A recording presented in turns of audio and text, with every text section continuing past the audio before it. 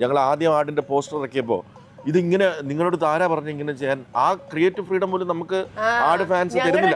ഞങ്ങളുടെ ഡ്യൂഡ് ഇങ്ങനെ അല്ല, you are not suppose to do that, change it. അവർക്ക് വേണ്ട ക്യാരക്ടേഴ്സിനെ കൊടുക്കുന്നവരെ നമ്മൾ നിലം തുടിച്ചിട്ടില്ല. നമ്മൾ 2-3 ദിവസം കഴിഞ്ഞ് ഇടാന്ന് വെച്ചിട്ട് അടുത്ത ദിവസം തന്നെ ഇടേണ്ടി വന്നു.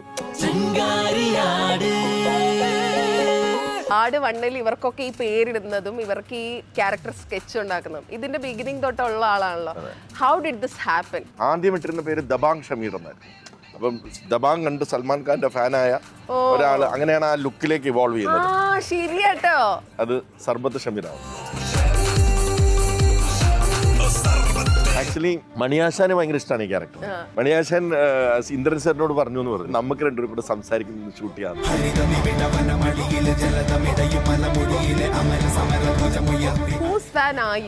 എനിക്ക് ശശി ആശാനെ ഭയങ്കര ഇഷ്ടമാണ്. ആ ക്യാരക്ടർ പുള്ളി വന്ന് എൻ്റെ മുമ്പിൽ നിൽക്കുമ്പോൾ എനിക്ക് വലിയ പാടാണ്. അറിയാതെ പുള്ളി പെട്ടെന്നൊരു സാധനം കൊണ്ട് ഇടും, ഇങ്ങനൊരു സാധനം നമുക്കൊക്കെ ചിലപ്പോൾ കൺട്രോൾ ചെയ്യാൻ പറ്റത്തില്ല. നമ്മുടെ മൈൻഡിൽ പാപ്പൻ എന്ന് പറയുന്നത് ജയേട്ടനാണ്. ആട് കൺസീവ് ചെയ്തത് ഒരു ഷോർട്ട് ഫിലിം ആയിട്ടാണ് കൺസീവ് ചെയ്തത്. അന്ന് ഞാനായിരുന്നു പാപ്പൻ. എൻ്റെ അടുത്ത് ചേട്ടാ എനിക്കൊരു 5 ലക്ഷം രൂപ ഒരു ചെറിയൊരു ഷോർട്ട് ഫിലിം ചെയ്ത് നോക്കണം, ഒരു വടംവലിറ്റി, അത്രയേ ഉള്ളൂ. അവരുടെ ഒരു യാത്രയാണ്. അപ്പം എഴുതി അവസാനം കൊണ്ടുവന്ന് സ്ക്രിപ്റ്റ് വായിച്ചപ്പോൾ ഞാൻ മിഥുനെ ഇങ്ങനെ നോക്കിയിട്ട് പറഞ്ഞു, ഇതാണ് 50 ലക്ഷം രൂപയ്ക്ക് ചെയ്യാൻ പോകുന്നത്, ഇത് 2.5 കോടി രൂപയാലും തീരത്തില്ലല്ലോ. അപ്പം മിഥുനൊന്ന് ചിന്തിച്ചു, എഴുതി വന്നപ്പോൾ അങ്ങനെ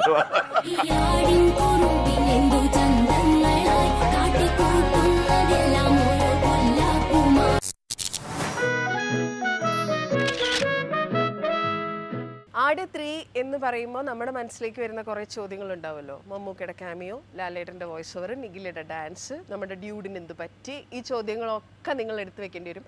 വേണമെങ്കിൽ ഞാൻ ചോദിക്കാം, പക്ഷെ 110% ഉറപ്പ് ഇവരതിന് ഉത്തരം തരൂല. അതുകൊണ്ട് ചോദ്യങ്ങൾക്ക് ഉത്തരം കിട്ടാനായിട്ട് മാർച്ച് 19 വരെ വെയിറ്റ് ചെയ്യേണ്ടി വരും. പാപ്പനും പിള്ളേരും 8 വർഷത്തിന് ശേഷം തിരിച്ചു വരുന്നു എന്നുള്ള എക്സൈറ്റ്മെന്റ് നമുക്ക് ഷെയർ ചെയ്യാം അല്ലേ? തെറ്റി, ഞങ്ങൾ എല്ലാത്തിനും ഉത്തരം തരാൻ വേണ്ടി തന്നെ ഇത് ഞാൻ ചോദിക്കും, ഞാൻ കഥ ഒഴിച്ചുള്ള ബാക്കി എന്ത് കാര്യങ്ങളും ഞങ്ങൾ എന്നാ പിന്നെ ഓക്കെ, എന്നാ പിന്നെ ഞാനത് പുറകെ ചോദിക്കാം. ഓക്കെ, അപ്പൊ to the producers of Aadu 3, welcome to lights camera talk. Excited as Sarbath Sameer, അതോ ടെൻസ്ഡ് ആസ് ദി പ്രൊഡ്യൂസർ? എന്താണ് ഇപ്പോഴത്തെ അവസ്ഥ? എക്സൈറ്റഡ്, ഐ മീൻ ഷർബത്ത് ഷമീറിന് അങ്ങനെ പ്രത്യേകിച്ച് എക്സൈറ്റ്മെന്റ് ഒന്നുമില്ല. ഓവറോൾ പ്രോജക്റ്റിലൊരു excitement, when we make some good content, അത് എത്രയും വേഗം ജനങ്ങളിലേക്ക് എത്തിക്കാനുള്ളൊരു എക്സൈറ്റ്മെന്റ് എപ്പോഴും ഉണ്ടാവും. പിന്നെ അതിൻ്റെ കൂടെ ഒരു ആങ്സൈറ്റി ഉണ്ടാവും, because you put in a lot of effort and put in a lot of budget, energy, sweat. അപ്പോൾ a lot of hard work has gone. അപ്പം ഒരു ആങ്സൈറ്റി ഉണ്ടാവും എപ്പോഴും, especially when it is a big budget. I mean high stakes ഉള്ളപ്പോൾ നമുക്ക് എപ്പോഴും ഒരു anxiety, hard earn മണിയാണല്ലോ. അപ്പോൾ അങ്ങനെ ഒരു ആസ് ആങ്സൈറ്റി എനിക്കുണ്ട്. വേണിച്ചേട്ടനതുണ്ടോ എന്ന് എനിക്കറിയത്തില്ല. വേണിച്ചേട്ടനതുണ്ടോ? തീർച്ചയായിട്ടും. അതായത് നമ്മളിപ്പോൾ കുറേ സക്സസ് സിനിമകൾ ഇങ്ങനെ ചെയ്ത് വന്നിട്ടാണ് നമ്മുടെ സിനിമയുടെ ഒരു സാധാരണ ചെയ്തുകൊണ്ടിരിക്കുന്ന സിനിമയിൽ നിന്ന് വളരെ വ്യത്യസ്തമായിട്ടുള്ളൊരു സിനിമ, ഒരു ഭയങ്കര ഹ്യൂജ് ബഡ്ജറ്റ്, അങ്ങനെ പല കാര്യങ്ങളിലും നമ്മൾ ഈ പ്രൊജക്റ്റിലോട്ട് വന്നു കഴിഞ്ഞപ്പോൾ എന്നെപ്പോലെ തന്നെ നമ്മളുടെ കുറച്ച് അറിയാവുന്ന ആൾക്കാർക്കും ഒരു ആകാംക്ഷയുണ്ട്, ഇത് എന്തായിരിക്കും സംഭവിക്കാൻ വേണമെന്ന്. അതിൻ്റേതായ ഒരു എക്സൈറ്റ്മെൻറ്റും ആകാംക്ഷ തന്നെയാണ് ഇരിക്കുന്നത്. പക്ഷേ സ്ക്രിപ്റ്റ് വായിച്ചപ്പോൾ ഒരു കോൺഫിഡൻസ് ഈ സിനിമ എടുത്തതിന് ശേഷവും അതിൻ്റെ ഫുട്ടേജൊക്കെ കണ്ടു കഴിഞ്ഞപ്പോൾ എനിക്ക് അതേപോലെ തന്നെ ആ എക്സൈറ്റ്മെൻറ്റ് ഇപ്പോഴും ഉണ്ട്. അപ്പോൾ അതുകൊണ്ട് സിനിമയുടെ പുറത്ത് വളരെയധികം പ്രതീക്ഷയുണ്ട്. ഇപ്പോൾ വെടിച്ചേട്ടൻ പറഞ്ഞു കേട്ടിട്ടുണ്ട്, ചാവേറൊക്കെ കാണുന്ന സമയത്ത് അതിൻ്റെ മേക്കറിൻ്റെ സിനിമകളൊന്നും കണ്ടിട്ടില്ല. സോ അത് കഴിഞ്ഞിട്ടാണ്, അത് ഫിക്സ് ചെയ്തിട്ടാണ് പോയി അജഗജാന്തരമൊക്കെ കാണുന്നത്. ഇതിൻ്റെ കേസിൽ എങ്ങനെയായിരുന്നു? ആട് 3 ഫിക്സ് ചെയ്തതിന് മുമ്പ് നമുക്ക് കാണാൻ കഥയല്ല, അവരുടെ പഴയ പ്രോജക്റ്റും അല്ല, ഇതിന്റെ തന്നെ 2 സിനിമകൾ മുന്നേ ഇറങ്ങിയിട്ടുണ്ട്, കണ്ടിട്ടുണ്ടായിരുന്നോ? അതെ, ഞാൻ ആട് ഫസ്റ്റ് കണ്ടിട്ടുണ്ടായിരുന്നില്ല.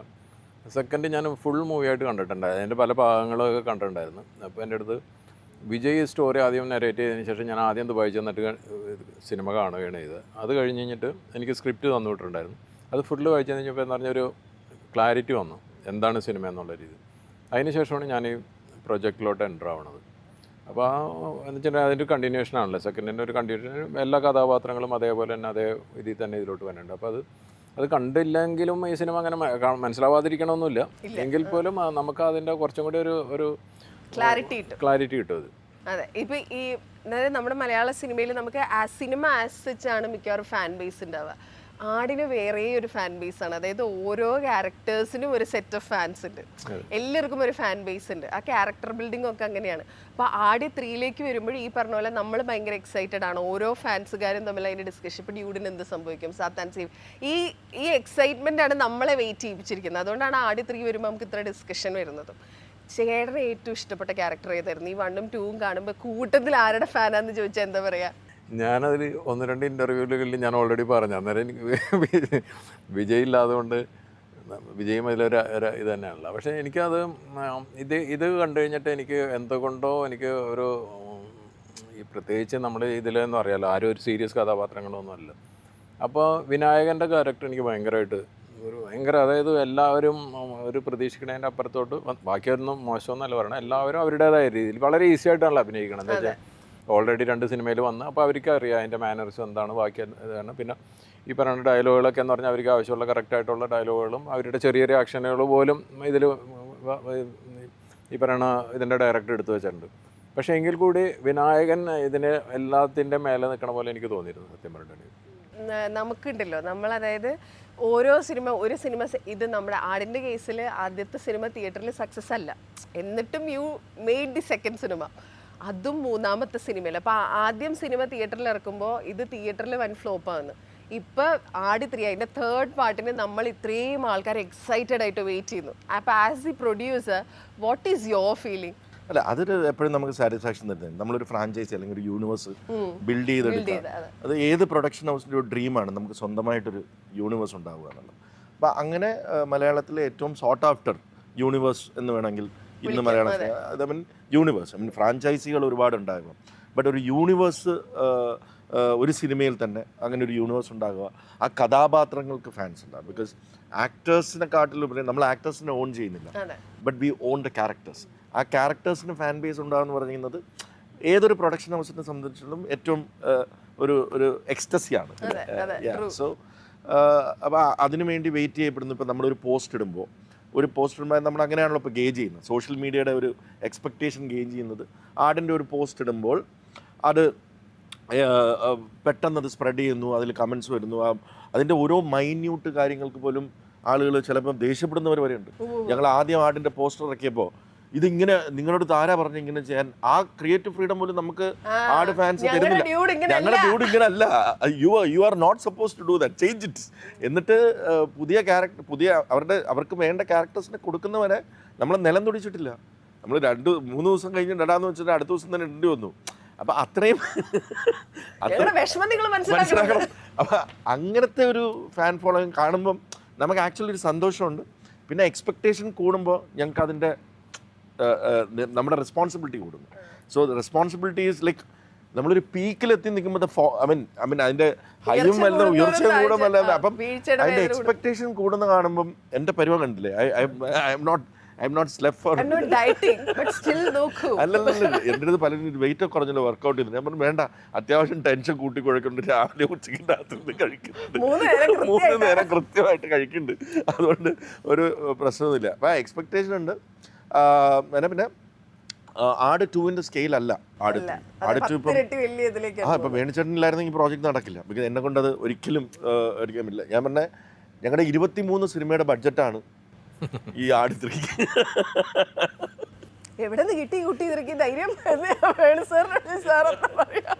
24ാമത് സിനിമ 23 സിനിമയുടെ ബഡ്ജറ്റായിരിക്കുന്നത് നമ്മുടെ പൈസ. ഞാനിതിൽ ഇതിൻ്റെ സ്ക്രിപ്റ്റ് തന്നെ, പിന്നെ ഇതിൻ്റെ ഡയറക്ടർ എന്ന് പറഞ്ഞാൽ നമുക്കറിയാം, ഓൾറെഡി പ്രൂവ് ചെയ്തിട്ടുള്ളതാണ്. അപ്പോൾ അതിലൊരു സംശയം വിചാരിക്കേണ്ട ആവശ്യമില്ല.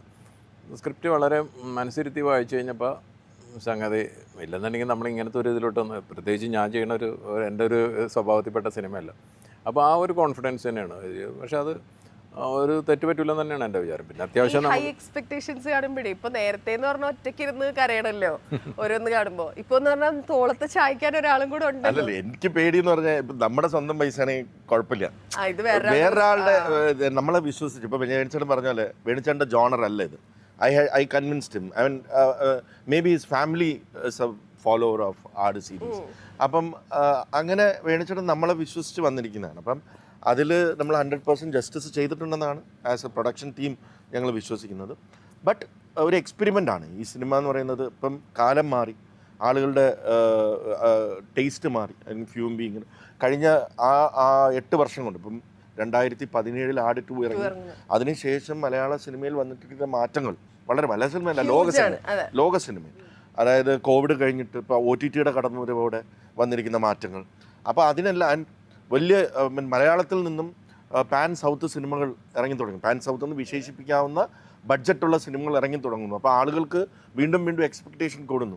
അപ്പോൾ അങ്ങനെയാണ് മിഥുൻ ഇങ്ങനെ ഒരു പ്രോജക്റ്റ്. നമുക്ക് സാധാരണ ലോക സിനിമയിൽ ഒരു ഫ്രാഞ്ചൈസി എന്ന് പറയുന്ന കോൺസെപ്റ്റിൽ, ഇപ്പം ബോളിവുഡിലെ തന്നെ സക്സസ്ഫുൾ ഫ്രാഞ്ചൈസീസ് എടുത്തു കഴിഞ്ഞാൽ ഏതെടുത്താലും, ഇപ്പം ഹൗസ്ഫുൾ ആണെങ്കിലും ഗോൽമാൽ ആണെങ്കിലും സ്ത്രീ ആണെങ്കിലും, ഫ്രാഞ്ചൈസി സക്സസ് ആവും തോറും ബഡ്ജറ്റ് കുറയും, റവന്യൂ കൂടുകയാണ് ഉണ്ടാവുക.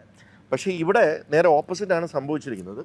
ഫ്രാഞ്ചൈസി വലുതായി സെക്കൻഡിലൂടെ, ബട്ട് ബഡ്ജറ്റും അതുപോലെ വലുതാവുകയാണ്. അപ്പം അതൊരു നോർമൽ ആയിട്ട് ചെയ്യുന്നത്. പക്ഷേ അതിൻ്റെ റീസൺ എന്ന് പറയുന്നത് ഈ 8 വർഷത്തെ പീരിയഡ്, ഈ 8 വർഷത്തെ ടൈമും ആ സിനിമയിലുണ്ടായ മാറ്റം, മലയാള സിനിമയിലുണ്ടായ മാറ്റം, OTTയുടെ കടന്നുവരവ്, ഒരു നോർമൽ ഹൗസ് ഹോൾഡിലുള്ള ഒരു ഹൗസ് വൈഫ് പോലും ഒരു ഇൻ്റർനാഷണൽ കണ്ടന്റിലേക്ക് എക്സ്പോസ് ആയിരിക്കുന്ന സമയത്ത് നോർമലായിട്ടുള്ള സിനിമ വന്നാൽ ചിലപ്പം വർക്കാവണം എന്നില്ല. അതേപോലെ ആടിൻ്റെ ഇപ്പോൾ ആട് 1 ഇറങ്ങിയപ്പോൾ 5 വയസ്സുള്ള കുട്ടിക്ക് ഇന്ന് 15 വയസ്സുണ്ട്. അന്ന് 25 വയസ്സുള്ളവർക്ക് 35 വയസ്സുണ്ട്. അപ്പോൾ അവരുടെ ഇന്ന് അവർ യൂസ് ചെയ്യുന്ന, ഇപ്പോൾ ഇന്നത്തെ കുട്ടികൾ യൂസ് ചെയ്യുന്ന വാക്കുകളിൽ തന്നെ മാറ്റങ്ങളുണ്ട്. അപ്പം അന്ന് കൺസീവ് ചെയ്ത പോലുള്ളൊരു കോമഡി ഇന്ന് കൺസീവ് ചെയ്യുമോ എന്നറിഞ്ഞിടാം. അപ്പം ചിലപ്പോൾ അതിനെ ഇന്ന് റിവ്യൂവേഴ്സ് വിളിക്കും ചളി എന്ന് വിളിക്കും. അപ്പോൾ അതും നമ്മൾ നോക്കണം. അപ്പോൾ അങ്ങനെ കണ്ടന്റിലും ആ ട്രീറ്റ്മെൻറ്റിലും എല്ലാത്തിലും അടിമുടി മാറ്റങ്ങൾ കൊണ്ടുവന്നിട്ടുണ്ട്. ചേഞ്ച് വേണം എന്ന് പറഞ്ഞാൽ ഞങ്ങൾ ഇതിൽ ചേഞ്ച് വരുത്തുമ്പോ ഈ പറഞ്ഞ പോലെ കാശ് പൊടിഞ്ഞോണ്ടിരിക്കുകയാണല്ലോ. നമ്മുടെ നേരത്തെ പറഞ്ഞ പോലെ നമ്മൾ അധ്വാനിച്ചുണ്ടാക്കിയ കാശാണല്ലോ ഈ പൊടിഞ്ഞു പോകുന്നത്. രണ്ടുപേരും കൂടി മുഖത്തോട് മുഖം നോക്കി നമ്മൾ എന്ത് ചെയ്യും അല്ലയ്യ എന്ന് പറഞ്ഞിരുന്നിട്ടുള്ള സ്ട്രാറ്റജീസ് ഞങ്ങൾ ഉണ്ടാക്കിയിട്ടുണ്ട്. അല്ല, ഇപ്പൊ നിങ്ങൾ എന്തെങ്കിലും ഒരു കാര്യം ഇപ്പൊ മിഥുൻ ഇങ്ങനെയാട്ടോ നമ്മൾ ചെയ്യാൻ പോകുന്നതെന്ന് പറയുമ്പോ നിങ്ങളിത് അല്ല, അതിനൊക്കെ ക്ലാരിറ്റി നമ്മൾ നേരത്തെ ഇങ്ങനെയാണ് ചെയ്യാൻ പോകുന്നതെന്ന് ആദ്യമേ പറഞ്ഞിരുന്നു. പിന്നെ ഞങ്ങൾക്ക് അൺഎക്സ്പെക്റ്റഡ് ആയിട്ട് വന്നിട്ടുള്ള ഒരേ കാര്യം മഴ എന്നുള്ള കാര്യമാണ്. അല്ലെങ്കിൽ നമ്മൾ വിചാരിച്ചെടുത്ത് തന്നെ പരിപാടികൾ നിന്നേന് കയ്യിൽ നിന്ന് കുറച്ച് പോയി എന്നുള്ളത് 6 വട്ടം ബ്രേക്ക് ചെയ്യേണ്ടതായിട്ട് വന്നിട്ടുണ്ട്. അതിനകത്ത് വലിയ സെറ്റുകളുണ്ടായിരുന്നു. ആ സെറ്റുകൾക്ക് നമ്മൾ കമ്മിറ്റായി കഴിയുമ്പോൾ വീണ്ടും അത് മഴ വന്ന് അത് പോവുക, വീണ്ടും അത് ഇടണ്ടായിട്ട് വരിക. അങ്ങനെ ചില കാര്യങ്ങൾ ഒഴിച്ചാൽ ആദ്യമേ ക്ലാരിറ്റി ഉണ്ടായിരുന്നു നമ്മൾ ഇങ്ങനെയാണ് ചെയ്യാൻ പോകുന്നത് എന്നുള്ളത്. ക്രിസ്റ്റൽ ക്ലിയർ ക്ലാരിറ്റി ഉണ്ടായിരുന്നു. അങ്ങനെ ഈ പറഞ്ഞ പോലെ ഈ ആട് യൂണിവേഴ്സ് ഉണ്ടല്ലോ, ഈ യൂണിവേഴ്സിലുള്ള ആൾക്കാരൊക്കെ ഓൾമോസ്റ്റ് ദി സെയിം ആണ് from the beginning till the end. ഇപ്പൊ ഒരു വ്യത്യാസം വന്നേക്കുന്നത് പ്രത്യേകിച്ച് പ്രൊഡ്യൂസറിന്റെ കേസിലാണ്. നമ്മുടെ യൂണിവേഴ്സിലേക്ക് നമ്മൾ പുതിയൊരാളെ വെൽക്കം ചെയ്യണല്ലോ. എങ്ങനെ ഉണ്ടായിരുന്നു?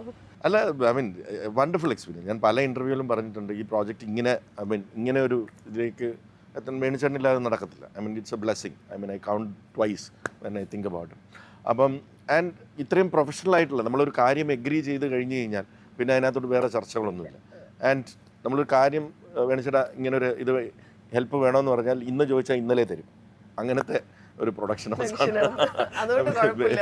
Very happy. ഞാൻ ഇതിന് മുന്നേ എന്ന് വെച്ചിട്ടുണ്ടെങ്കിൽ ആൻഡ്രോയിഡാണ് കൂടുതൽ സിനിമ ചെയ്താക്കണം. അപ്പോൾ എനിക്ക് അവനെ വിജയിക്കും അറിയാം നമ്മളെങ്ങനെയാണ് ആൻഡ്രോയിഡ് ചെയ്താക്കണം. പല സിനിമകൾക്ക് എഗ്രിമെൻ്റ് പോലും നമ്മളില്ല. പക്ഷേ നമ്മൾ അറിയാമല്ലോ ഇപ്പം പല സിനിമകളൊക്കെ എന്ന് പറഞ്ഞാൽ എത്രയോ വിവാദങ്ങളും കോടതി പോലീസൊക്കെ ആയിട്ട്. അപ്പോൾ നമ്മളതൊന്നുമില്ലാതെ ഈ പറഞ്ഞ വെർബിൽ എന്തെങ്കിലും എഗ്രി ചെയ്തിട്ടുണ്ടെങ്കിൽ പോലും അത് റെസ്പെക്ട് ചെയ്തിട്ട് അങ്ങോട്ടും നമ്മൾ പോയിക്കൊണ്ടിരിക്കും. അപ്പോൾ ഞാൻ വിജയൻ്റെ അടുത്ത് ഞാൻ പറഞ്ഞത് ഞാനിതാണ് എക്സ്പെക്ട് ചെയ്തത്. ഞാനൊരു കാര്യം പറഞ്ഞിട്ടുണ്ടെങ്കിൽ അത് ചെയ്യുമെന്ന് പറഞ്ഞാൽ 100% ഞങ്ങൾ ആ രീതിയിൽ തന്നെയാണ് അതിൻ്റെ ഫുൾ ഇത് പോയേക്കണം. ഇതുവരെയും അങ്ങനെ തന്നെയാണ് വന്നേക്കണം. അപ്പോൾ അതുകൊണ്ട് വളരെ എനിക്ക് അങ്ങനെ ഒരു തലവേദന ഉണ്ടാവുക. ഞാൻ ആകെ കഴിഞ്ഞ ഇൻ്റർവ്യൂ പറഞ്ഞു 127 ദിവസത്തിൽ ആകെ 2 ദിവസമാണ് ഞാൻ അവിടെ ഈ പറയുന്ന ലൊക്കേഷനിൽ പോയേക്കണം. അതും ഒരു ഹാഫ് ആൻ അവർ പോലും ഞാൻ അവിടെ നിന്നിട്ടില്ല.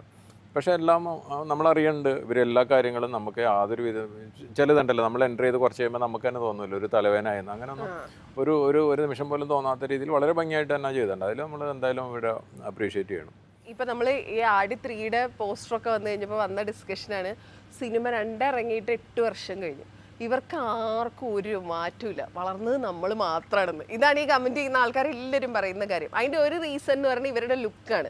അതായത് ജയേട്ടന് ഇപ്പോൾ എത്ര പ്രായമായാലും ആ പാപ്പൻ്റെ ലുക്കിലേക്ക് മറ്റേ പുള്ളി പാപ്പനായി മാറി. അതുപോലെ അറക്കിൽ അബുവിനും ഷമീറിനും ഒക്കെ അങ്ങനെയാണ്. നിങ്ങളുടെ ലുക്കിനൊരു വ്യത്യാസം. ലുക്ക് മാത്രമല്ല, അതിൽ ഇപ്പം കോസ്റ്റ്യൂം, അതെ, ഡ്രസ്സ് അവർ അതിലേക്ക് വരുമ്പോഴത്തേക്ക് അത് ഓട്ടോമാറ്റിക്കലി നമ്മളങ്ങനെ മാറുന്നതാണ്. അതങ്ങനെ രജിസ്റ്റർ ആയി മാറി. എൻ്റെ ലുക്ക് തന്നെ ഇപ്പം ഞാൻ താടി മീശ എടുത്ത വര മീശയും വെച്ച് തൊപ്പിയും വെച്ച് ഗ്ലാസും വെച്ച് കഴിയുമ്പോൾ ഒരു 80% അതാവും.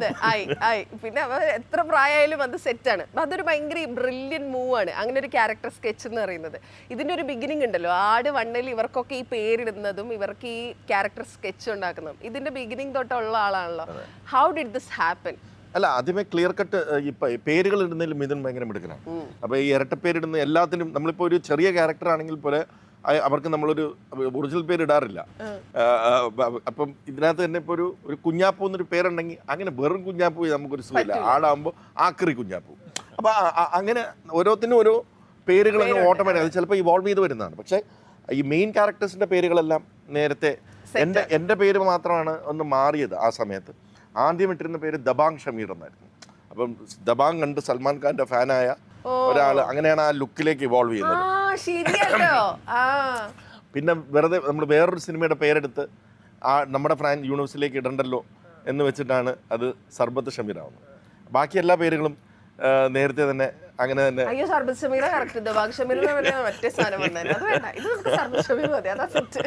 അപ്പൊ അത് അങ്ങനെ കോസ്റ്റ്യൂം ഉൾപ്പെടെ ആദ്യമൊക്കെ ഇപ്പം സ്റ്റെഫിയുടെ ഇൻ്റർവ്യൂവിൽ സ്റ്റെഫി പറഞ്ഞിരുന്നു, ഇപ്പം മിഥുൻ കൊടുത്ത ബ്രീഫ് അനുസരിച്ച് ഇപ്പം അറക്കൽ അബുവിൻ്റെ അതിനൊരു സ്പെഷ്യൽ, ഇപ്പം പാപ്പനും മുണ്ട കിടക്കുന്ന എല്ലാപ്പം അറക്കൽ അബുവിനൊരു സ്പെഷ്യൽ സാധനം സ്റ്റെഫി ഉണ്ടാക്കി. പിന്നെ അതാവുകയാണ് ഉണ്ടാവുക. അപ്പം അങ്ങനെ ആ കോസ്റ്റ്യൂമിലും പേരും വെച്ച് ഇവോൾവ് ചെയ്തിപ്പം ക്യാപ്റ്റൻ ക്ലീറ്റസിന് സച്ചിൻ ടെണ്ടുൽക്കറിൻ്റെ ടീഷർട്ടാണ് ഇട്ടുകൊണ്ടിരിക്കുന്നത്. പുള്ളി ഒരു സച്ചിൻ ടെണ്ടുൽക്കർ ഫാനാണ്. അപ്പം മറ്റേ കിളി പോയി കഴിഞ്ഞപ്പോൾ പുള്ളി അതിൽ തന്നെ അങ്ങ് ഉടക്കി വയ്ക്കുകയാണ്. അപ്പം അങ്ങനെയാണ് പേരുകളൊക്കെ നേരത്തെ മിഥുൻ തന്നെ ഇട്ടിരുന്ന പേരുകളാണ്. പിന്നെ ഓരോരോ പുതിയ ക്യാരക്ടേഴ്സ് വരുമ്പോൾ അപ്പം നമ്മൾ ഇട്ടു പോകുന്നു എന്നുള്ളതാണ്. എനിക്ക് ശശിയാശാനെ ഭയങ്കര ഇഷ്ടമാണ്. അത് കാരണം എനിക്ക് കോമ്പിനേഷൻ കൂടുതലും പുള്ളി, ഞങ്ങളാണല്ലോ ഒരു കാറ്റ് ആൻഡ് മൗസ്. അപ്പം ഇന്ദ്രൻ ആ ക്യാരക്ടർ പുള്ളി വന്ന് എൻ്റെ മുമ്പിൽ നിൽക്കുമ്പോൾ എനിക്ക് വലിയ പാടാണ്. അറിയാതെ പുള്ളി പെട്ടെന്നൊരു സാധനം കൊണ്ട് ഇടും, ഇങ്ങനൊരു സാധനം. നമുക്കൊക്കെ ചിലപ്പോൾ കൺട്രോൾ ചെയ്യാൻ പറ്റത്തില്ല. ഞാൻ ചോദിക്കട്ടെ, അതായത് ഇപ്പൊ ഞാൻ ഇന്ദ്രൻ ചേട്ടനെ ഒരു ദിവസം കാണുന്നത് ക്രൗൺ പ്ലാസയിൽ ഇതൊരു സിനിമയുടെ പ്രൊമോഷനാണ്. അന്ന് ഇന്ദ്രൻ ചേട്ടൻ്റെ സ്വന്തം സ്റ്റൈലിലൊരു ഫുൾ കൈ ഷർട്ടൊക്കെ ഇട്ട് കയ്യിലൊരു ക്ലോത്തിന്റെ ഒരു സഞ്ചിയൊക്കെ ഇട്ട് പുള്ളി ഇങ്ങനെ ഒതുങ്ങിയൊക്കെ നടന്നു പോകുന്ന ആളാണ്. ഈ മനുഷ്യനെ ശശിയാശാനായിട്ട് നമ്മൾ കാണുമ്പോൾ സെറ്റിൽ പുള്ളി വരും, സെറ്റിൽ പുള്ളി ഇങ്ങനെ പാവം പോലെ പുള്ളി വരുന്നത് പോലും ആരും അറിയത്തില്ല. പെട്ടെന്ന് തിരിഞ്ഞു നോക്കുമ്പോൾ അവിടെ ഒരു ഇന്ദ്രൻ ചേട്ടൻ പോന്നു അങ്ങനെ ഭയങ്കര എളിമയോടെ. എന്നിട്ട് സീൻ വായിക്കുക, പുള്ളി ഇങ്ങനെ ഇരുന്ന് കേട്ടോണ്ടിരിക്കും. അത് കഴിഞ്ഞിട്ട് പുള്ളി വന്നിട്ടൊരു പെട്ടെന്നൊരു വരവുണ്ട് ഈ മേക്കപ്പ് ഇട്ടിട്ട്. അത് കഴിഞ്ഞാൽ പുള്ളി വേറൊരു മനുഷ്യനാണ്. I like that character. എനിക്ക് ഭയങ്കര ഇഷ്ടമുള്ളൊരു ക്യാരക്ടർ. ഞങ്ങൾ ആക്ച്വലി മണിയാശാന് ഭയങ്കര ഇഷ്ടമാണ് ഈ ക്യാരക്ടർ, ഒറിജിനൽ മണിയാശാൻ ഇന്ദ്രൻ സാറിനോട് പറഞ്ഞു ഇനി ഷൂട്ട് നടക്കുമ്പോൾ അതേ വേഷത്തിലൊന്നും ഇവിടെ വരണം, എന്നിട്ട് നമുക്ക് രണ്ടുപേരും കൂടെ സംസാരിക്കുന്നത് ഷൂട്ട് ചെയ്യാമെന്ന്. അല്ല, പ്രശ്നം എന്താ പ്രശ്നം, ഇപ്രാവശ്യം ഞങ്ങൾ ചെയ്യണമെന്ന് വിചാരിച്ചാൽ. പക്ഷേ ഞങ്ങൾ ഈ മഴ കാരണം ഡേറ്റ് പ്രോബ്ലംസ് ഒരുപാട് വന്നപ്പോൾ ഇന്ദ്രൻ ചേട്ടൻ്റെ മുടി ഇവിടെ നിന്ന് എടുത്തിട്ടാണ് ആ വിഗ് വെക്കേണ്ടത്. അപ്പോൾ അത് നമുക്ക് സാധിച്ചില്ല, കാരണം ഇന്ദ്രൻ ചേട്ടൻ പേട്രിയോട്ടിലും ഒക്കെ. അപ്പോൾ അത് പ്രോസ്തെറ്റിക്സാണ് ചെയ്തിരിക്കുന്നത്. അപ്പോൾ പ്രോസ്തെറ്റിക്സ് ചെയ്തുകൊണ്ട് നമുക്ക് 3 മണിക്കൂർക്കുള്ളത് അത് വെക്കാൻ പറ്റില്ല. അല്ലായിരുന്നെങ്കിൽ ഞങ്ങൾ മേക്കപ്പ് ഇട്ട് ഇന്ദ്രൻ ചേട്ടനെ മണിയാശനെ കാണിക്കാൻ കൊണ്ടുപോയത്. അതുപോലെ പാപ്പന്റെ ഡ്രസ്സ് ഓരോ പ്രാവശ്യം പാപ്പനിൽ എന്താണ് ഡിഫറൻസ് കൊണ്ടുവരുന്നത്, പുള്ളിയുടെ മുണ്ടിന് എന്താണ് വ്യത്യാസം വരിക, അതൊരു ഭയങ്കര തരംഗമായിരുന്നല്ലോ. ഇത് നിങ്ങൾ എങ്ങനെയാ തീരുമാനിക്കുക? അതിപ്പോൾ വന്നല്ലോ, പുതിയ മുണ്ട് വന്നല്ലോ. അത് ജയസൂര്യയും സരിതയാണ് അതിൻ്റെ ആ മുണ്ടിൻ്റെ പുറകിലുള്ളത്. അപ്പം പ്രാവശ്യവും ഒരു ഡിഫറൻസ് കൊണ്ടുവന്നിട്ടുണ്ട്, ഇപ്പോഴത്തെ ഇതിൽ വന്നിട്ടുണ്ട്. അത് ഓൾറെഡി ആളുകൾ സംസാരിച്ച് തുടങ്ങിയിട്ടുണ്ട്. അടുത്ത ട്രെയിലർ വരുമ്പോഴത്തേക്ക് അത് ട്രെൻഡ് ആവുമെന്ന് തോന്നുന്നു. ഈ ഫുൾ ലെങ്ത് സിനിമ സാറ് കണ്ടിട്ടുണ്ടാവുമല്ലോ, പ്രൊഡ്യൂസർ ആണല്ലോ, കണ്ടിട്ടില്ലേ? ഫുൾ ലെങ്ത് അതിൻ്റെ ഔട്ട് ഫുള്ള് കണ്ടല്ലോ. എന്തായിരിക്കും ഞങ്ങൾക്ക് തിയേറ്ററിൽ കിട്ടാൻ പോകുന്ന ഒരു feel? What do you think? ഇതിൽ ഇപ്പോൾ ഈ ആഡ് സെക്കൻഡായിട്ട് കമ്പയർ ചെയ്യുമ്പോൾ പറഞ്ഞിട്ടുണ്ടെങ്കിൽ, അതായത് ആൾക്കാർ പ്രതീക്ഷിക്കാത്ത ഒരു ലോകം ഈ സിനിമയിൽ കാണുന്നുണ്ട്. ഇത് ഈ ആട് ഫസ്റ്റിലുണ്ടായെന്ന് പറഞ്ഞിട്ടുണ്ടെങ്കിൽ ഒരു ഗ്രാമത്തിൽ നടക്കുന്ന ഇതോ മാത്രമാണെങ്കിൽ ഇത് അതിൽ നിന്നും നമുക്ക് ഒരിക്കലും നമ്മുടെ ചിന്തകളിലോട്ട് കടന്നു വരാത്ത ഒരു വേൾഡിലോട്ട് നമ്മളെ കൊണ്ടുപോകണം. അത് തന്നെയാണ് ഈ സിനിമയുടെ ഒരു പ്രത്യേകത. ആൾക്കാർ ഒരു സർപ്രൈസ് എലിമെൻ്റ് എന്ന് പറഞ്ഞാൽ അത് തന്നെ ആയിരിക്കുള്ളൂ. അപ്പോൾ അതുകൊണ്ട് ആ ഒരു ഇതിനു വേണ്ടിയാണ് നമ്മൾ ഇത്രയധികം ഒരു ഹ്യൂജ് ബഡ്ജറ്റും ഇതെല്ലാം ചെയ്യേണ്ടത്. ആട് 2-ൽ നമുക്ക് ഒരു ലോജിക് ഇല്ലാതെ അട്ടഹസിച്ച് ചിരിക്കാൻ, അങ്ങനെ നമുക്ക് പോയി സ്ട്രെസ് ഫ്രീ ആയിട്ട് ഇരുന്ന് ചിരിക്കാം. ഒരു 25 to 30 മൊമെന്റ്സ് ആ സിനിമയിലുണ്ട്. ആട് 3-ലേക്ക് വരുമ്പോൾ അതേ ഫ്ലേവർ നമ്മൾ മെയിൻറ്റെയിൻ ചെയ്തിട്ടുണ്ട്. എന്ന് വെച്ചാൽ ഹ്യൂമറിൽ മാറ്റങ്ങൾ കുറച്ച് വരും, സിറ്റുവേഷണൽ ഹ്യൂമർ കുറച്ച്. ബിക്കോസ് ആക്ച്വലി ആട് 2-ലും നിങ്ങൾ നോക്കുകയാണെന്നുണ്ടെങ്കിൽ ആ ക്യാരക്ടേഴ്സ് എല്ലാം വളരെ സീരിയസ് ആണ്.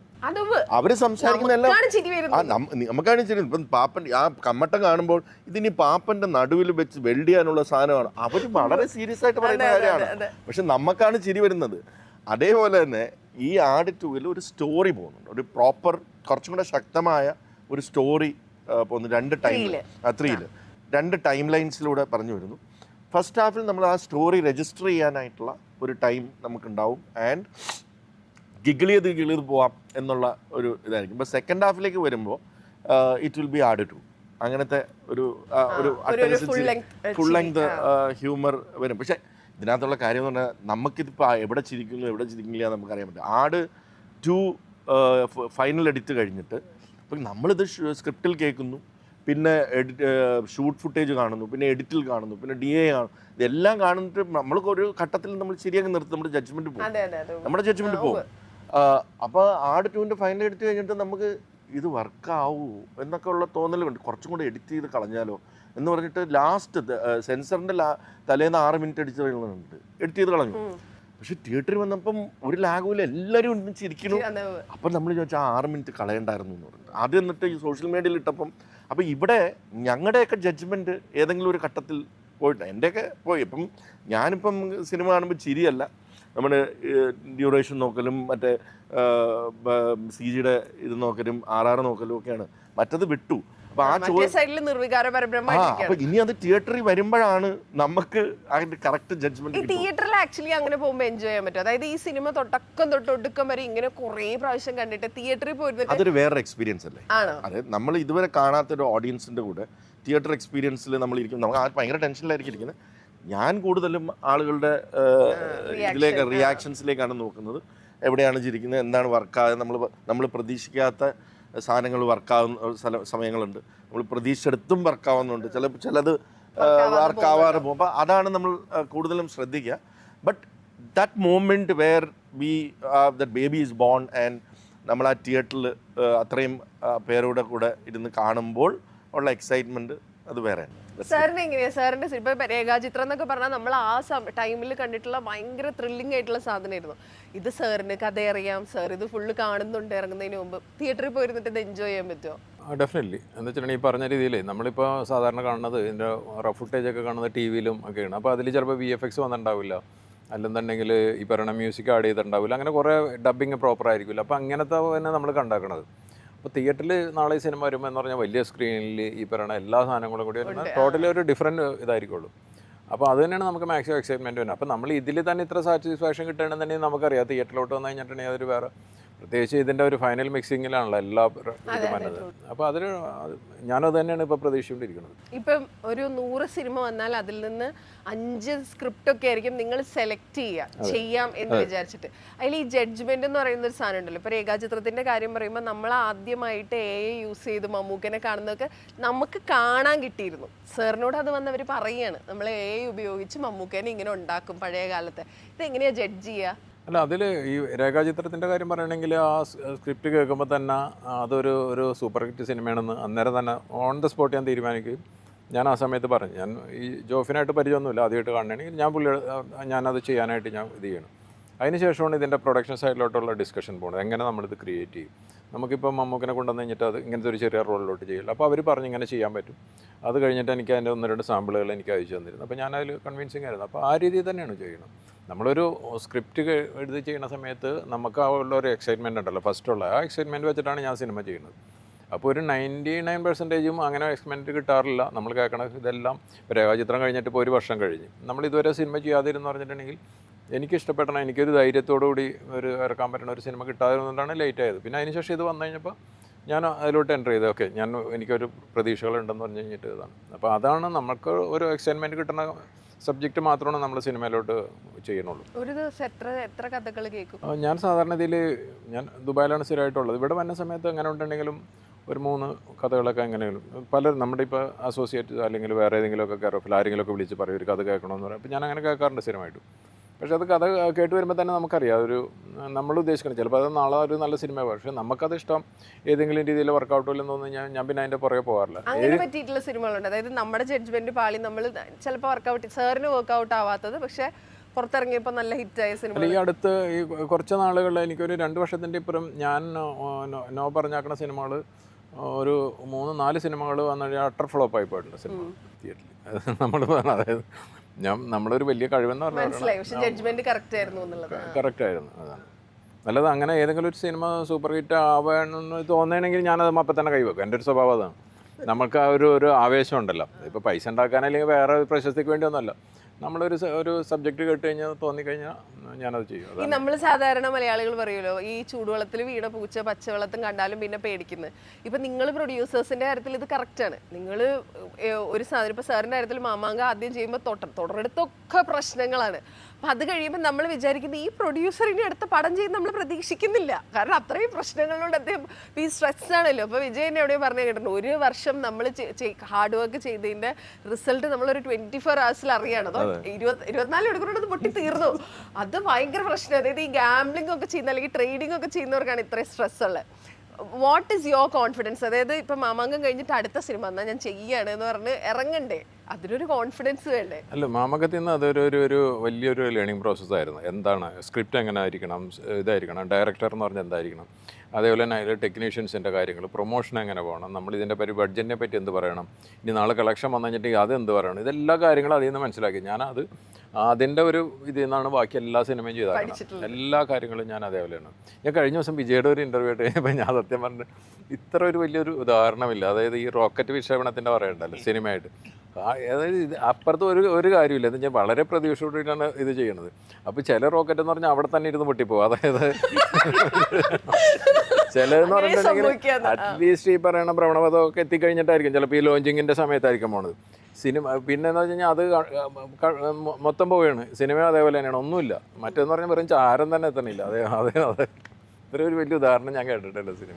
ഈ ഒന്ന് കഴിയുമ്പോഴും അതായിരുന്നു അവസ്ഥ. അതായത് ഒന്ന് കഴിഞ്ഞിട്ട് ഒന്ന് തിയേറ്ററിൽ നിന്ന് പോരുമ്പോൾ ഫ്ലോപ്പാണ്, പിന്നെ അത് കണ്ടാണ് അത് ഫ്ലോപ്പാവുന്ന ആ മൊമെന്റിലുണ്ടല്ലോ. അതായത് ഓഫ്കോഴ്സ് നല്ല പ്രതീക്ഷയിലായിരിക്കുമല്ലോ ഇത് തിയേറ്ററിലേക്ക് വിടുന്നത്. നിങ്ങളുടെ ഒരു അതായത് നിങ്ങൾ തമ്മിലുള്ള മിഥുനും വിജയും തമ്മിലുള്ള ഒരു കോൺവെർസേഷൻ എന്തായിരുന്നു? അങ്ങോട്ടും നോക്കി ഒന്ന് കണ്ണ് നനഞ്ഞു, മോനെ വർക്കായില്ലല്ലോ.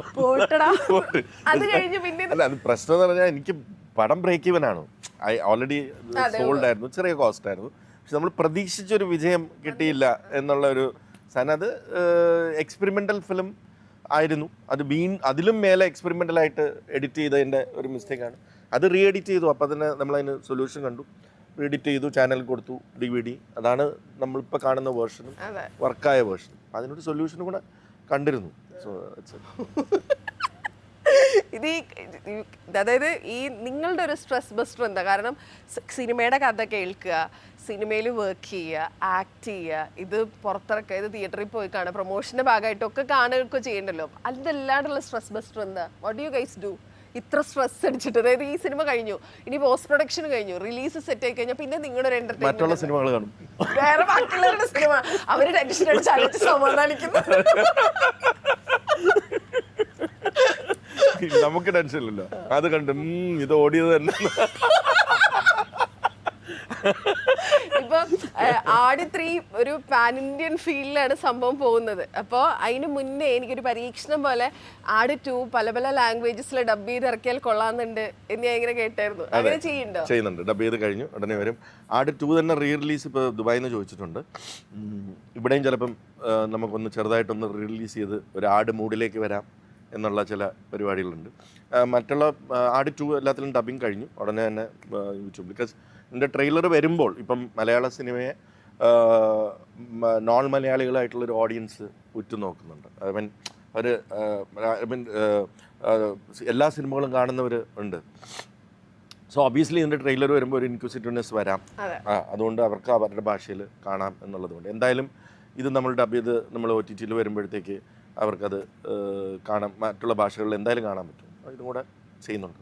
ഇപ്പം വിജയ് പറഞ്ഞ പോലെ അതായത് ആട് സക്സസ് ആയിരുന്നു, അതായത് ഫൈനാൻഷ്യലി താങ്കൾക്ക് പ്രോഫിറ്റബിൾ ആയിരുന്നു എന്ന് പറഞ്ഞല്ലോ. അതായത് ഇപ്പം അന്ന് നമ്മൾ അങ്ങനെ പറഞ്ഞേക്കാം, അതായത് ഇതിൻ്റെ ഈ സാറ്റലൈറ്റും ഒക്കെ വിറ്റ് പോയിട്ട് നിങ്ങൾക്ക് പിന്നെ കിട്ടുന്ന പ്രോഫിറ്റാണ് തിയേറ്ററിൽ നിന്ന് കിട്ടുക എന്നുള്ളത്. പക്ഷേ ഈ അടുത്തൊരു പ്രൊഡ്യൂസറുടെ അടുത്ത് സംസാരിച്ച പുള്ളി പറഞ്ഞു ഇപ്പോൾ OTT ഒന്നും അങ്ങനെ എടുക്കുന്നില്ല, OTT സിനിമകൾ എടുക്കാൻ ഭയങ്കര പാടാണ്. സാറിൻ്റെ ഒരു ഇൻ്റർവ്യൂവിൽ ഞാൻ പറഞ്ഞു കേട്ടോ OTT ഇപ്പോൾ തിരിച്ചടിച്ചുകൊണ്ടിരിക്കുകയാണ് എന്ന്. അതെന്താ അങ്ങനെ പറയാൻ കാരണം? ബേസിക്കലി OTT എന്ന് പറയുന്നത് അവർ ഓരോ കമ്പനികൾക്കും ഒരു സ്ട്രാറ്റജി ഉണ്ടാവും അല്ലേ. അവർ വരുമ്പോൾ ഇപ്പം ഞാൻ അപ്പുറത്തെ I have SAT on the other side of the buying. അപ്പം അവർ വരുമ്പോൾ അവർക്ക് ചിലപ്പം ഒരു ലൈബ്രറി ഉണ്ടാക്കേണ്ടതായിട്ട് വരും. അപ്പം അന്ന് ചിലപ്പം 30-40 സിനിമകൾ എടുക്കുന്ന കമ്പനീസ് ഉണ്ടാവും. എന്ന് വെച്ചിട്ട് എല്ലാ വർഷവും അവരുടെ സ്ട്രാറ്റജി സെയിം ആവണമെന്നില്ല. അതിനെ എക്സ്പെക്ട് ചെയ്ത് അതിനെ കണ്ടുകൊണ്ട് പോയി സിനിമ എടുക്കാൻ പോകുന്നതാണ് തെറ്റ്. അവർക്ക് അടുത്ത വർഷം ഓക്കെ നമുക്ക് അത്യാവശ്യം ലൈബ്രറി വന്നു, നമുക്ക് അത്യാവശ്യം അവർക്കും ഒരു സബ്സ്ക്രിപ്ഷൻ ടാർഗറ്റ് ഉണ്ടാവും അല്ലേ. ഇപ്പോൾ മലയാളത്തിൽ നമുക്ക് 10 ലക്ഷം സബ്സ്ക്രൈബേഴ്സിനെ അച്ചീവ് ചെയ്യാം, അത് കഴിഞ്ഞ് അതിനെ സസ്റ്റെയിൻ ചെയ്ത് കൊണ്ടുപോകാം, അല്ലെങ്കിൽ അതായിരിക്കും അതിൻ്റെ പൊട്ടൻഷ്യൽ. അപ്പോൾ ആ സബ്സ്ക്രിപ്ഷൻ ബേസിൻ്റെ പൊട്ടൻഷ്യലിൽ എത്തുമ്പോൾ അവർ പറയും okay now let us sustain this. ഈ സസ്റ്റെയിനൻസിന് അവർക്ക് ചിലപ്പോൾ വെബ് സീരീസ് മതി, അവരുടെ കയ്യിൽ മാത്രമുള്ള എക്സ്ക്ലൂസീവ് കണ്ടന്റ്, അല്ലെങ്കിൽ നമുക്ക് 10 സിനിമ മതി, അല്ലെങ്കിൽ ചിലപ്പം അവർ വിചാരിക്കും നമുക്ക് പാൻ സൗത്ത് സിനിമകൾ എടുക്കുമ്പോൾ അത് മലയാളത്തിൽ നിന്നും അതേ സബ്സ്ക്രിപ്ഷൻ കിട്ടുന്നുണ്ടാവാം. സോ ദാറ്റ് സ്ട്രാറ്റജി അത് അവരുടെ കോളാണ്. അപ്പൊ നമ്മൾ അപ്പുറത്തെ വീട്ടിലിരിക്കുന്ന അവിടുത്തെ തെറ്റ്. ഓരോ വർഷവും ചെയ്തുകൊണ്ടിരിക്കും. അപ്പം ഐ പേഴ്സണലി മോസ്റ്റ്ലി നമുക്ക് ഇവരൊക്കെ ഫ്രണ്ട്സ് ആയതുകൊണ്ടും നമ്മൾ ഇവരൊക്കെ അവിടെയുള്ള ആരെങ്കിലുമൊക്കെ ആയിട്ട് എവിടെയെങ്കിലുമൊക്കെ ഏതെങ്കിലും കാലത്ത് നമ്മൾ വർക്ക് ചെയ്തിട്ടുണ്ടാവാം അല്ലേ ബോംബെയിൽ. അപ്പം ചോദിക്കും എന്താ what is it look like. അപ്പോൾ അവർ പറയും we have achieved what than Malayalam, but Malayalam കുറച്ച് സ്ലോ ആണ്. അപ്പോൾ ബോട്ടിൽ അടുത്ത വർഷം കുറച്ച് പടങ്ങൾ കുറവായിരിക്കും, അപ്പം നമ്മൾ അതനുസരിച്ച് സ്ലോ ഡൗൺ ചെയ്യാം. ഐ മീൻ ഇവരെല്ലാം പടം എടുക്കുന്നുണ്ടെന്നുണ്ടെങ്കിൽ ഏത് ഘട്ടത്തിലും നിൽക്കാം. ഐ മീൻ ദാറ്റ്സ് അവരുടെ സ്ട്രാറ്റജിയാണ്. ഇപ്പോൾ കുറയുന്നു എന്ന് പറയുന്നത് അവർക്ക് അത്രയും മതി. ഇപ്പോൾ 10 ഒരു 30-35 സിനിമകൾ മാത്രം OTTക്ക് മതി. ബാക്കിയെല്ലാം ഇപ്പം ഫ്യൂച്ചറിസ്റ്റിക്കലി പേപ്പർ വ്യൂ എന്ന് പറയുന്ന ഫോർമാറ്റ് വലുതാവും. മിക്കവാറും എല്ലാ പ്ലാറ്റ്ഫോമിലും പേപ്പർ വ്യൂ വരും. അപ്പോൾ നമ്മുടെ കോസ്റ്റിൽ അവർക്ക് ഫ്രീ കണ്ടന്റ് കൊടുത്തിട്ട് അവർക്ക് ഷെയർ കൊടുക്കുന്ന തിയേറ്ററിക്കൽ ഫോർമാറ്റ് തന്നെ നമുക്ക് പ്ലേസ് ചെയ്യാം, ഷെയർ ചെയ്യാം. അങ്ങനെ പല മാറ്റങ്ങളും. ഇപ്പോൾ OTT പണ്ടില്ലായിരുന്നല്ലോ, 2017 ശേഷമല്ലേ OTT വന്നത്. അതിന് മുമ്പ് സാറ്റലൈറ്റ് വന്നു. സാറ്റലൈറ്റും വന്നത് 2004-2005 ബൂം വരുന്നത്. അതുവരെ സാറ്റലൈറ്റ് ഒരു വലിയ ഇതല്ലായിരുന്നു. അപ്പോൾ ഇനിയും പുതിയ എന്തെങ്കിലും പ്ലാറ്റ്ഫോംസ് അല്ലെങ്കിൽ പുതിയ ന്യൂ ഏജ് ഇത് വരാം. അപ്പം അതനുസരിച്ച് മാറ്റം വരും. നിങ്ങൾ നിങ്ങളുടെ ക്രാഫ്റ്റ് പ്രോപ്പറായിട്ട് ഉണ്ടാക്കിയാൽ മതി, അല്ലാണ്ട് അപ്പുറത്തെ മുന്നിലേക്ക് നോക്കണ്ട അല്ലേ. ഇപ്പൊ നമ്മുടെ മൈൻഡിൽ പാപ്പൻ എന്ന് പറയുന്നത് ജയേട്ടനാണ്. നമ്മൾ ജയേട്ടൻ അതായത് അടിച്ചു വിടുവാപ്പാ എന്നൊക്കെ പറയുമ്പോൾ നമ്മുടെ മൈൻഡിൽ നമ്മൾ ജയേട്ടനെ ഉദ്ദേശിച്ചാണ് പറയുന്നത്. ഇത് ആട് കൺസീവ് ചെയ്യുന്ന സമയത്ത് ജയേട്ടൻ അല്ലാതെ വേറെ ആരെങ്കിലും മൈൻഡിൽ ഉണ്ടായിരുന്നോ? ആരെന്നും ചെയ്തത് ഷോർട്ട് ഫിലിം ആയിട്ടാണ് കൺസീവ് ചെയ്തത്. അന്ന് ഞാനായിരുന്നു പാപ്പൻ. അല്ല, അന്ന് മിഥുൻ മാനുവൽ തോമസിന് ഒന്ന് ഡയറക്റ്റ് ചെയ്ത് നോക്കാൻ വേണ്ടിയിട്ട്, മിഥുൻ വാസ് റൈറ്റർ ഡയറക്റ്റ് ചെയ്ത് നോക്കാനായിട്ട് അന്ന് ഓം ശാന്തി ഓശാന നടക്കാഞ്ഞപ്പം എൻ്റെ അടുത്ത് ചേട്ടാ എനിക്കൊരു 5 ലക്ഷം രൂപ ഒരു ചെറിയൊരു ഷോർട്ട് ഫിലിം ചെയ്ത് നോക്കണം, ഒരു വടംവലി ടീം, അത്രയേ ഉള്ളൂ, അവരുടെ ഒരു യാത്രയാണ്, അപ്പം ചേട്ടൻ തന്നെ പാപ്പനെ ചെയ്താൽ മതി. ഞാൻ പറഞ്ഞു ഒന്ന് പഠിക്കാനാണല്ലേ, ചെയ്തോ എന്ന് പറഞ്ഞിട്ട് 5 ലക്ഷം രൂപ വരാമെന്ന് പറഞ്ഞിട്ട് ഇത് വായിച്ചപ്പോൾ ഭയങ്കര രസമുണ്ട്. ഇത് വായിച്ചപ്പം ഞാൻ പറഞ്ഞു ഇത് കൊള്ളാലോ, ഇതൊരു 50 ലക്ഷം രൂപ തരാം, ഇത് ഫീച്ചറാക്കാൻ പറ്റുമെന്ന് ചോദിച്ചു.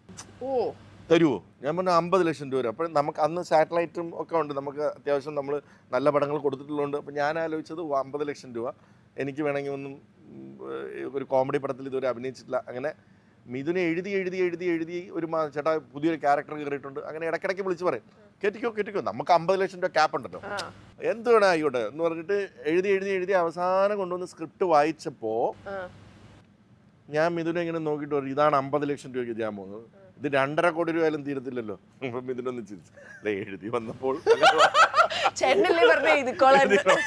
അപ്പോഴാണ് ഞാൻ പറഞ്ഞ ഇത് ഞാൻ ചെയ്തത് തന്നെ, നമ്മൾ ചെയ്തത് നമ്മൾ തന്നെ ഇതാണ്. ഞാൻ പറഞ്ഞ അതൊന്നും നടക്കത്തില്ല, അതൊന്നും വേണ്ട. അല്ല നമുക്ക് അന്ന് ഈക്വലായിട്ട് നിൽക്കുന്നതാണ് പോലീസ് ക്യാരക്ടർ, ഷമീറും ഇതും. അന്ന് ശശിയാശന്റെ ക്യാരക്ടറൊന്നും വന്നിട്ടില്ല, ഈക്വലായിട്ട് നിൽക്കുകയാണ് പോലീസ്. നമുക്ക് അതിലേക്ക് നമുക്ക് ആരെങ്കിലും കൊണ്ടുവരാം. ഞാൻ പറഞ്ഞ ആരെ കൊണ്ടുവരും? അപ്പം ഞങ്ങൾ ആദ്യം ഇങ്ങനെ ബിജു മേനോൻ എന്നൊക്കെ ചർച്ച ചെയ്തു. അത് കഴിഞ്ഞപ്പം ഞാൻ പറഞ്ഞൊരു കാര്യം ചെയ്യാം, നമ്മുടെ ഓഫീസിൻ്റെ തൊട്ടടുത്താണ് ജയൻ്റെ വീട്. അപ്പം ഞാൻ ജയനെ ഒന്ന് വിളിക്കാം, പോയി കഥ പറയാം, ഇഷ്ടപ്പെട്ടാൽ ഏത് കഥാപാത്രം ഒന്നും പറയില്ല എന്ന് പറഞ്ഞിട്ടാണ് ഞങ്ങൾ ഫോൺ ചെയ്തു. എമറാമ എന്ന് പറഞ്ഞിട്ട് ഞങ്ങൾ അവിടെ വീട്ടിൽ പോയി. ചേട്ടാ ഇങ്ങനെ ഒരു കഥയുണ്ട് മിഥുൻ എഴുതിയതാന്ന് പറഞ്ഞിട്ട് മിഥുൻ അവിടെ ഇരുന്നുകൊണ്ട് ഈ ഫുള്ള് കഥ പറഞ്ഞ് ഞാൻ ഇടയ്ക്കിടയ്ക്ക് ചിരിച്ചു വന്നിട്ട് ഇങ്ങനെ ചെയ്യണം അങ്ങനെ ചെയ്യണം, ഞാൻ ഇംപ്രോവൈസേഷൻ ഹ്യൂമർ ഇങ്ങനെ ആഡ് ചെയ്തിട്ട് ലാസ്റ്റ് ഞാൻ ഒറ്റ ചോദ്യം, അപ്പോൾ പോലീസ് ആര് ചെയ്യും?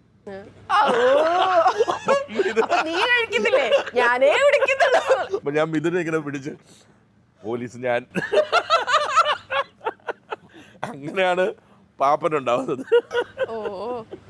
പാപ്പനോട് അപ്പൊ ശരിക്കും ആക്ച്വലി ഷോർട്ട് ഫിലിം ആയിട്ട് ചെയ്യാനിരുന്ന ഒരു സാധനമാണ് ഇന്ന് മലയാളത്തിലെ മോസ്റ്റ് ആന്റിസിപ്പേറ്റഡ് സിനിമയായിട്ട് മാറുന്നതല്ലേ. എപ്പോഴെങ്കിലും തോന്നിയിട്ടുണ്ടോ പാപ്പനാവായിരുന്നു? ഒരിക്കലില്ല. സ്വന്തമായിട്ട് കാശിറക്കുമ്പോ എനിക്ക് അങ്ങനെ അങ്ങനെയല്ല, അത് ഒരിക്കലും നമ്മൾ അത് ജയനത് കൺസീവ് പിടിച്ച രീതി വെച്ച് നോക്കുമ്പോൾ ഒരിക്കലും എനിക്ക് ചിന്തിക്കാൻ പോലും പറ്റില്ല. അപ്പൊ അങ്ങനെ ഉണ്ടായിരുന്നെങ്കിൽ ആടുന്നിങ്ങനെ ഈ പരുവത്തിലൊന്നും ആവില്ല. അത് ഷോർട്ട് ഫിലിം ആയിട്ട് തന്നെ നിലനിന്നു. അറിയാം. Very nice. ഒരു ഹോളിവുഡ് സിനിമയും കൂടെ ചെയ്യുന്നില്ലേ സർ? ഇങ്ങനെ പ്ലാൻ ചെയ്തോണ്ടിരിപ്പുണ്ട്. ഹോളിവുഡ് ലെവലിൽ മലയാള സിനിമ ചെയ്യുന്നുണ്ടല്ലോ, അതന്നെ മതിയല്ലോ. അവിടെ കൊടുക്കാനുള്ളതൊക്കെ ഇവിടെ കൊടുക്കുന്നുണ്ട്. എപ്പത്തേക്കാണ് അത്? ഈ വർഷം ഞങ്ങൾ പ്ലാൻ ചെയ്യുന്നുണ്ട്. അതൊരു സൗത്ത് ആഫ്രിക്കൻ ഡയറക്ടറാണ്. അപ്പോൾ അയാളായിട്ടുള്ള ഡിസ്കഷൻ, നമ്മൾ അയച്ചു കൊടുത്ത സ്റ്റോറി പുള്ളി കുറച്ച് ചേഞ്ചസ് വരുത്തിയിട്ടുണ്ട്. അപ്പോൾ അതിങ്ങനെ പോയിക്കൊണ്ടിരിക്കുന്നു. പാടി 3 ഈ പറഞ്ഞ മാതിരി 19-ാം തീയതി ഇറങ്ങാണ്. എത്ര കാലങ്ങൾക്ക് ശേഷം, എത്ര കാലം ദിപ്പത്തരാന്ന് പറഞ്ഞ് ഞങ്ങളെ വെയിറ്റ് ചെയ്യിപ്പിക്കുന്നു. അപ്പോൾ 19-ന് ഇറങ്ങുന്നു. കാണാൻ ഞങ്ങളൊക്കെ ഭയങ്കര എക്സൈറ്റഡ് ആണ്. You guys are equally excited എന്ന് നിങ്ങളടുത്ത് സംസാരിക്കുമ്പോൾ മനസ്സിലാവും. All the best and thank you so much. Thank you.